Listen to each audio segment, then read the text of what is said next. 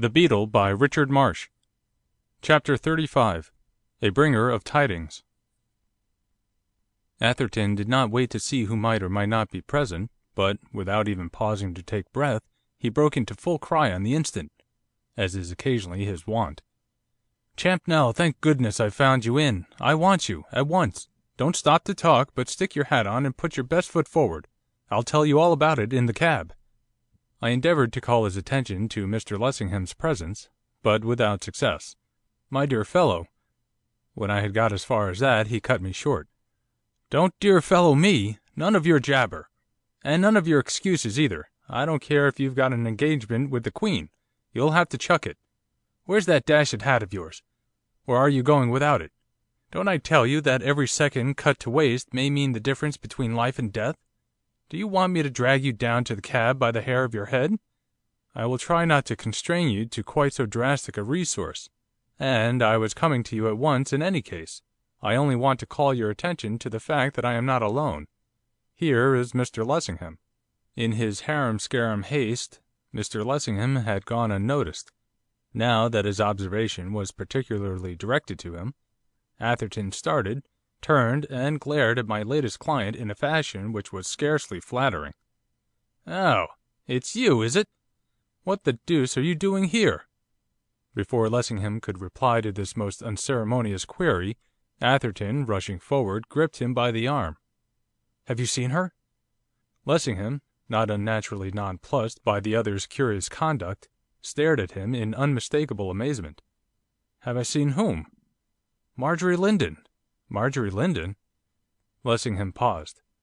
He was evidently asking himself what the inquiry meant. "I've not seen Miss Lindon since last night. Why do you ask?" "Then Heaven help us! As I am a living man I believe he, she, or it has got her." His words were incomprehensible enough to stand in copious need of explanation, as Mr Lessingham plainly thought. "What is it that you mean, sir?" "What I say, I believe that that Oriental friend of yours has got her in her clutches, if it is a her. Goodness alone knows what the infernal conjurer's real sex may be." "Atherton, explain yourself." On a sudden Lessingham's tone rang out like a trumpet call. "If damage comes to her I shall be fit to cut my throat, and yours." Mr Lessingham's next proceeding surprised me. I imagine it surprised Atherton still more. Springing at Sydney like a tiger, he caught him by the throat. You hound! Of what wretched folly have you been guilty? If so much as a hair of her head is injured you shall repay it me 10,000-fold, you mischief-making, intermeddling, jealous fool!" He shook Sydney as if he had been a rat, then flung him from him headlong on to the floor. It reminded me of nothing so much as Othello's treatment of Iago. Never had I seen a man so transformed by rage. Lessingham seemed to have positively increased in stature. As he stood glowering down at the prostrate Sydney, he might have stood for a materialistic conception of human retribution. Sydney, I take it, was rather surprised than hurt. For a moment or two he lay quite still.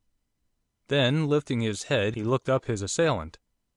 Then, raising himself to his feet, he shook himself, as if with a view of learning all his bones were whole. Putting his hands up to his neck he rubbed it gently, and he grinned. "By God, Lessingham, there's more in you than I thought. After all, you are a man. There's some holding power in those wrists of yours, they've nearly broken my neck. When this business is finished I should like to put on the gloves with you, and fight it out.